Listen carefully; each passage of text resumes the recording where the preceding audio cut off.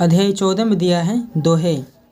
इसमें दोहा दिया गया है, ठीक है, जो हम सभी पढ़कर इसके बारे में समझेंगे। चलिए, दिया है यहाँ पे, का वर्षा जब कृषि सुखाने, समय चूकी पुनि का पछिताने। कृषि यानी क्या होता है? खेती। खेती जब सूख जाए तो वर्षा होने से क्या फ़ायदा है? जब कृषि ही सूख जाए तो वर्षा होने से क्या फ़ायदा है? समय चूकी पुनि का पछिताने। जब समय चूक जाए यानी जब समय निकल जाए तो पछताने से क्या फ़ायदा है, यानी पीछे पछताने से क्या फ़ायदा है। ठीक है, आगे दिया है कि तुलसी इस संसार में भांति भांति के लोग, सबसो हिल मिल चलिए नदी नाव संजोग। इस संसार में भांति भांति के यानी अनेकों प्रकार के लोग रहते हैं, जिसे हमें सबसे हिल मिल कर चलना चाहिए।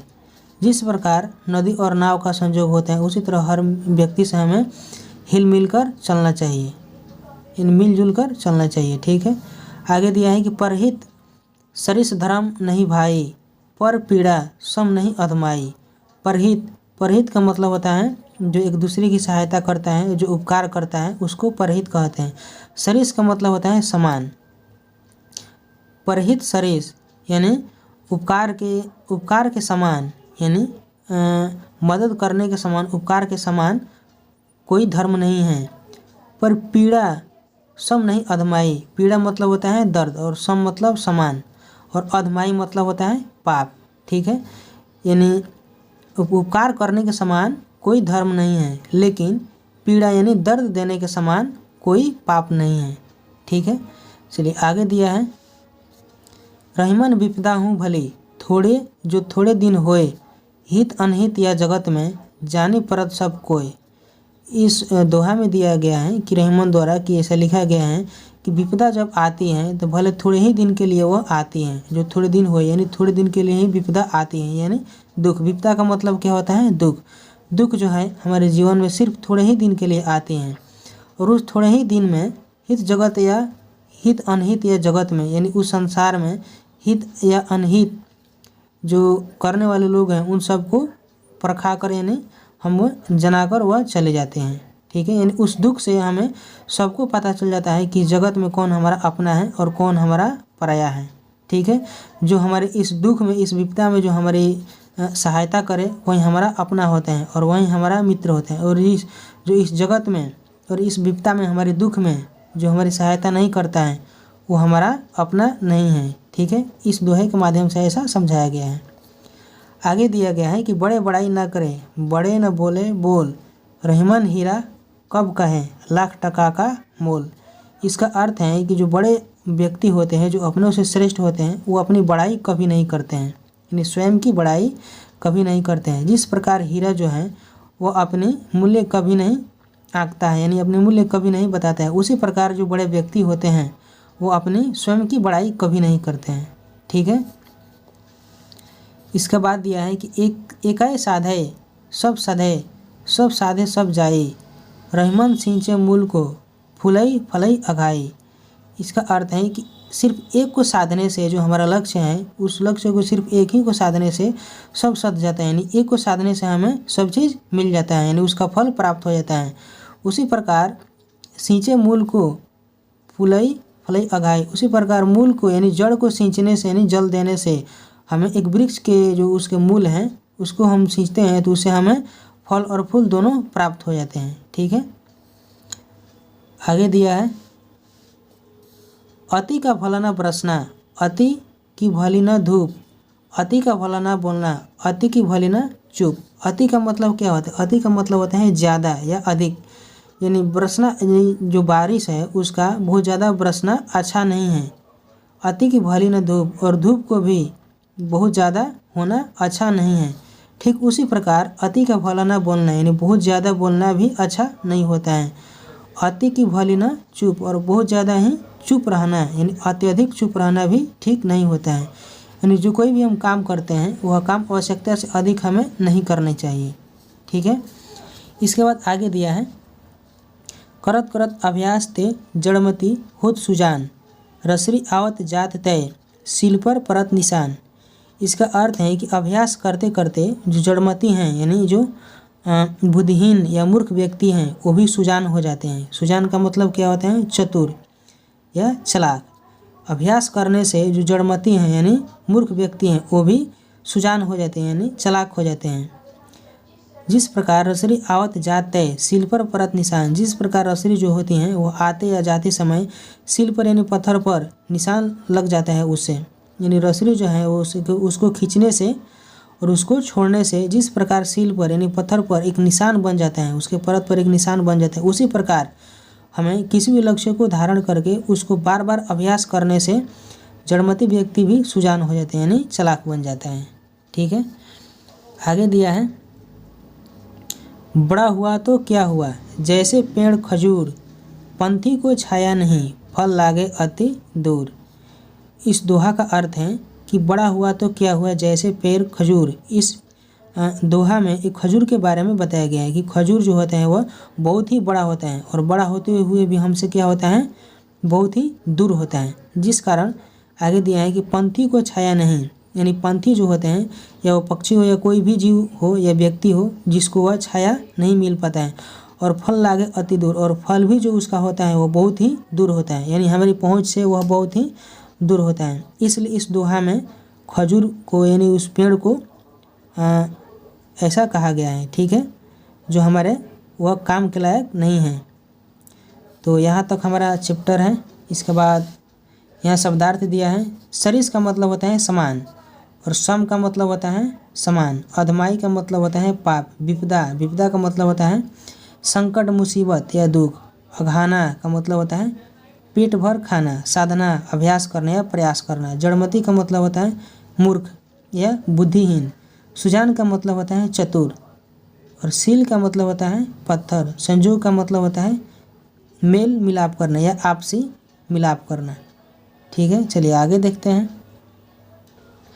आगे हमारा क्वेश्चन दिया है यहाँ पे, जैसे इसमें 5 क्वेश्चन दिया है। 1 नंबर में दिया है कि आप संकट में सहायता के लिए किन किन के पास जाते हैं। कोई काम आपको अच्छी तरह आ जाए इसके लिए आप क्या करते हैं। एक साथ कई काम करने पर काम सही ढंग से नहीं हो पाता है, काम सही ढंग हो इसके लिए आपको क्या करना चाहिए। चलिए 5 इसमें प्रश्न दिया है। इस 5 प्रश्नों को हम समझ लेते हैं। पहले 1 नंबर सवाल दिया है कि आप संकट में सहायता के लिए किन किन के पास जाते हैं। तो इसका सही आंसर है कि हम संकट में सहायता के लिए अपने एक अच्छे मित्र के पास जाते हैं जो हमारी ज़रूरतों को या मुसीबतों को समझता है और समझकर हमारी मदद करता है। 2 नंबर सवाल दिए हैं कोई काम आपको अच्छी तरह आ जाए इसके लिए आप क्या करते हैं। तो इसका सही आंसर है कि कोई काम हमें अच्छी तरह से आ जाए इसके लिए हम बार बार उस काम का अभ्यास करते हैं। ठीक है, आगे सवाल दिए हैं 3 नंबर कि एक साथ कई काम करने पर काम सही ढंग से नहीं हो पाता है, काम सही हो इसके लिए हमें क्या करना चाहिए। इसका सही आंसर है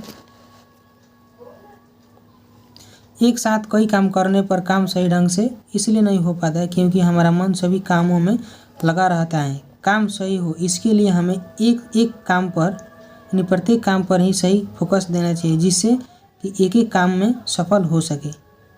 ठीक है, सवाल आगे दिया है 4 नंबर, हमारा सच्चा मित्र या शुभचिंतक कौन है, इसका पता कब चलता है। तो इसका आंसर है कि हमारा सच्चा मित्र या शुभचिंतक कौन है, इसका पता हमें विपदा यानी दुख में ही चलता है। जो विपत्ति में सहायता दे वही हमारा शुभचिंतक है। 5 नंबर सवाल दिया है कि किसी ऐसी घटना के बारे में बताइए जब आपने समय पर काम नहीं किया और आपको नुकसान हुआ हो। देखिए इसका आंसर हमने अपनी सोच से लिखा है कि मेरे साथ एक घटित घटना है कि मेरा वाहन खराब होने के कारण रात्रि समय इंतज़ार करना पड़ा, जो कि यह एक सही समय पर न बनवाने के कारण एक भारी नुकसान ही है। तो यह मैं अपनी सोच से लिखा है, जो यह मेरी लाइफ की एक घटना है। तो आप अपनी सोच विचार से अपने बारे में यहाँ लिख सकते हैं। ठीक है, चलिए आगे सवाल देखते हैं। आगे प्रश्न दिया है पाठ में से कि वर्षा के बहुत ज़्यादा या कम होने से क्या नुकसान होता है। किसे सबसे अच्छा कार्य कहा गया है, विपत्ति से हमें क्या पता चलता है। चलिए इन 3 प्रश्नों को हम देख लेते हैं। पहले 1 नंबर प्रश्न दिए हैं कि वर्षा के बहुत ज़्यादा या कम होने का क्या नुकसान होता है। तो इसका आंसर हम लिखे हैं कि वर्षा के बहुत ज़्यादा होने पर फसल डूब जाते हैं एवं नष्ट हो जाते हैं। ज़्यादा वर्षा से बाढ़ भी आ सकता है या आ जाता है, जिसके कारण सबका जीवन संकट में पड़ जाता है। जबकि वर्षा के कम होने पर फसल सूखकर नष्ट हो जाते हैं और जल के बिना अकाल की स्थिति प्रकट होने लगती है।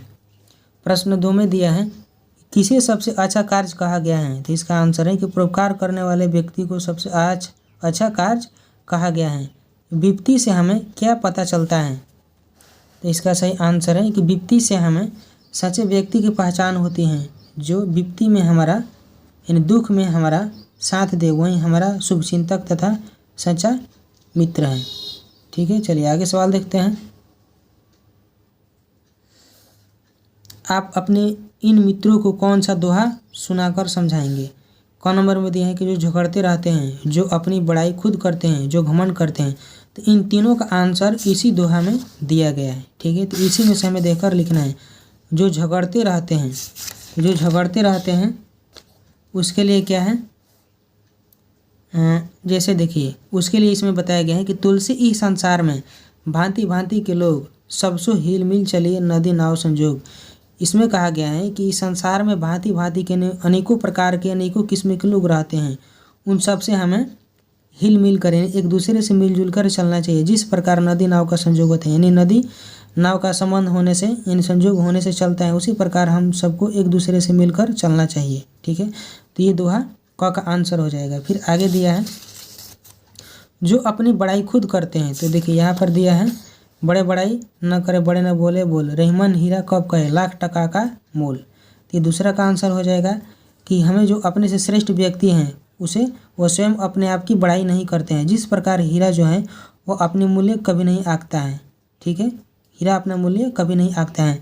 उसको देखकर ही उसके गुण और उसको कला देखकर ही कोई दूसरा उसको मूल्य को आंकता है। फिर दूसरी तरफ जो बड़ा व्यक्ति है, जो श्रेष्ठ हैं, वो अपनी बड़ाई ना करके दूसरे लोगों से बड़ाई करते हैं। ठीक है, चलिए आगे सवाल दिया है, जो घमंड करते हैं। तो जो घमंड करते हैं उसके लिए यहाँ पर है, बड़ा हुआ तो क्या हुआ, जैसे पेड़ खजूर पंथी को छाया नहीं, फल लागे अति दूर।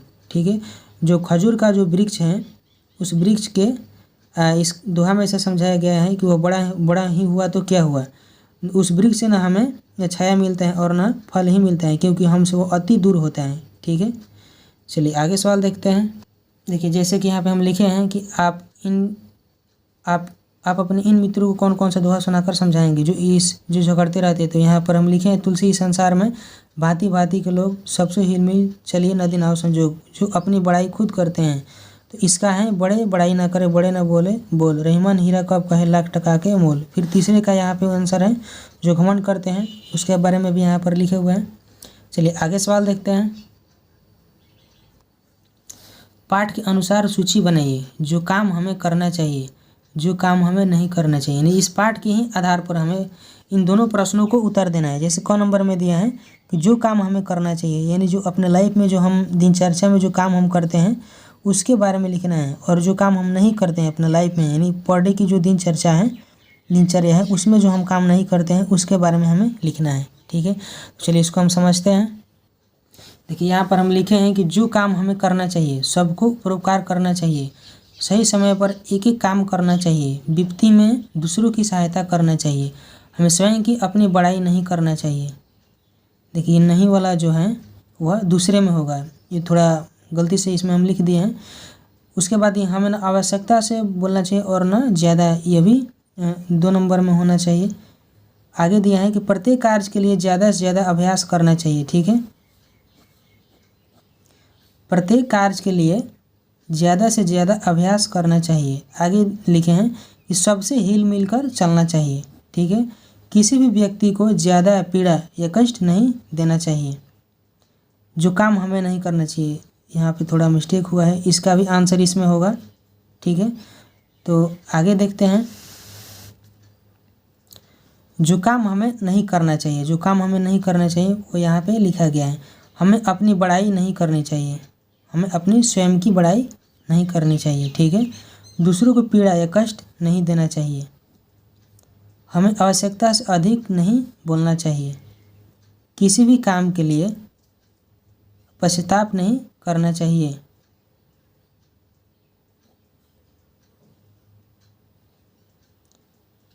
किसी भी काम के लिए पश्चाताप नहीं करना चाहिए, उसे समय के अंदर ही कर लेना चाहिए। ठीक है, ये एक ही वाक्य है जो यहाँ तक है। ठीक है, किसी से झगड़ा नहीं करना चाहिए, हमें घमंड नहीं करना चाहिए, ज़्यादा चुप भी रहना उचित नहीं है।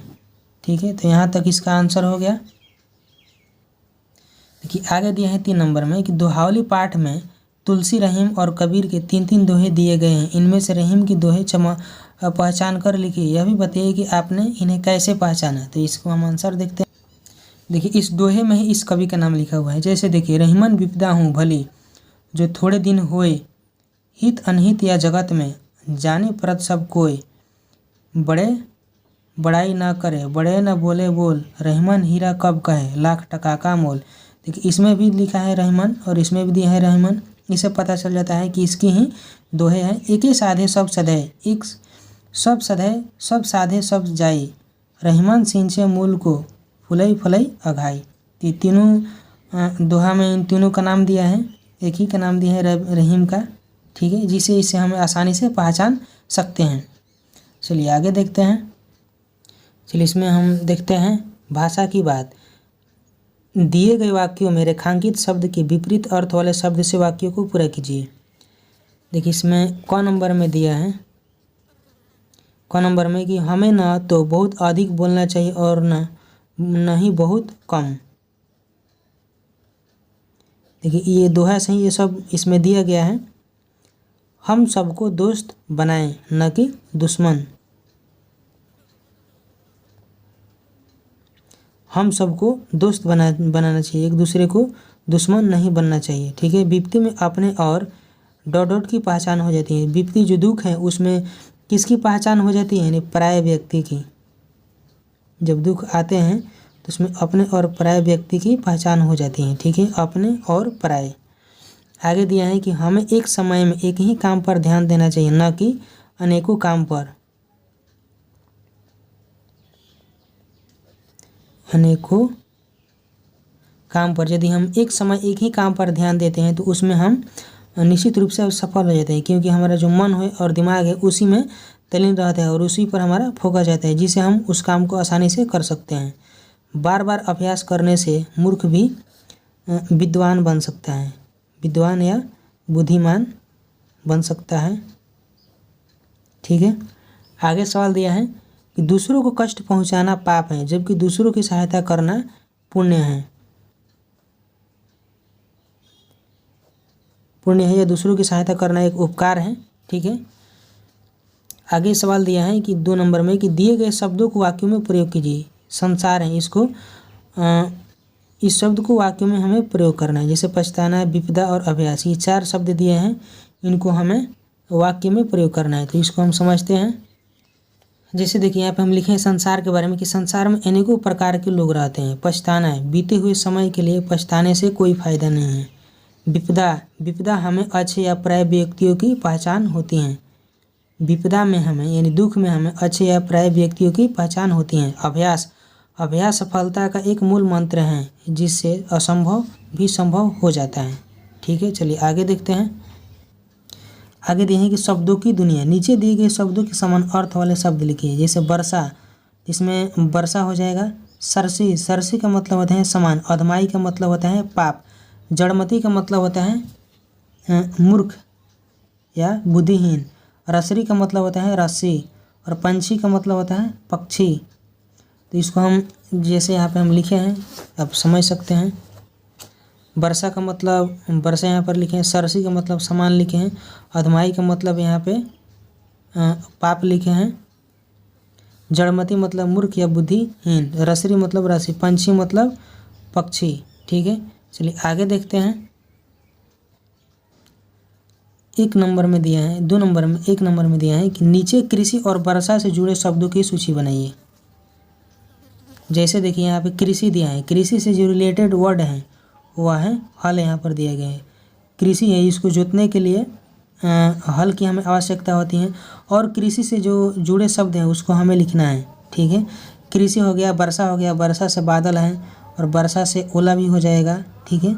वर्षा से बाढ़ भी हो जाएगा और वर्षा ना होने से सुखाड़ की भी स्थिति आ सकती है, ठीक है। और बहुत से ऐसे हो सकते हैं। फिर उसके बाद ये है कि अभी बताइए कि क्या कृषि और वर्षा में कोई जुड़ाव हो सकता है और हो सकता है तो कैसे। 2 नंबर में दिए हैं कि नीचे दिए गए शब्दों से दो दो नए शब्द बनाइए। जैसे हित हैं तो इसको हितकारी और हितकर, बड़ा है तो बड़ाई और बड़ापन, सम है तो समान, समदर्शी या समीक्षा या बहुत से ऐसे शब्द हो सकते हैं। चलिए इसको हम समझ लेते हैं जो यहाँ पर हम लिखे हैं। कृषि के हम लिखे हैं हल, वर्षा, फसल, सिंचाई, बुआई और खाद। और भी बहुत से हो सकते हैं जैसे सफाई हो जाएगा और भी हो जाएगा बहुत से। वर्षा है तो वर्षा जो है इसे रिलेटेड जो वर्ड है बादल, ओला, बिजली, बाढ़, फसल, सिंचाई, मेघ, ठीक है। चलिए आगे दिया है कि अभी बताइए कि क्या कृषि और वर्षा में कोई जुड़ाव हो सकता है कैसे। तो हाँ, कृषि और वर्षा में अत्यंत जुड़ाव हैं। कृषि के लिए वर्षा का होना अनिवार्य है। चलिए 2 नंबर सवाल दिया है कि नीचे दिए गए शब्दों से दो दो नए शब्द बनाइए। हित को जैसे हितकर हो गया और हितोपदेश, बड़ा से बड़ाई और बड़ापन, सम से संपन्न और ये समदर्शी। चलिए आगे देखते हैं सवाल। इस आगे देखिए, आगे दिया है, यहाँ तक हमारा कंप्लीट हो गया। कुछ करने के लिए पाठ में दिए गए दोहों के अलावा कुछ दोहे ढूंढिए और अपनी कक्षा में सुनाइए। जैसे कबीर के दोहा हो गया या रहीम का या किसी भी कवि का जो हमें उसको अपनी कक्षा में सुनाना है, ठीक है। 1 नंबर में आगे दिया है कि चित्र में आदमी ने क्या कहा होगा। तो यहाँ तक हम लोग क्वेश्चन समझ लिए, ठीक है।